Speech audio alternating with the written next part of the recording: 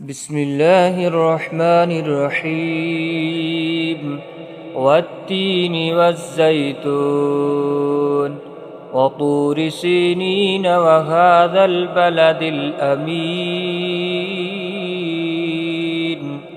لقد خلقنا الإنسان في أحسن تقويم ثم رددناه أسفل سافلين إلا الذين آمنوا وعملوا الصالحات فلهم أجر غير ممنون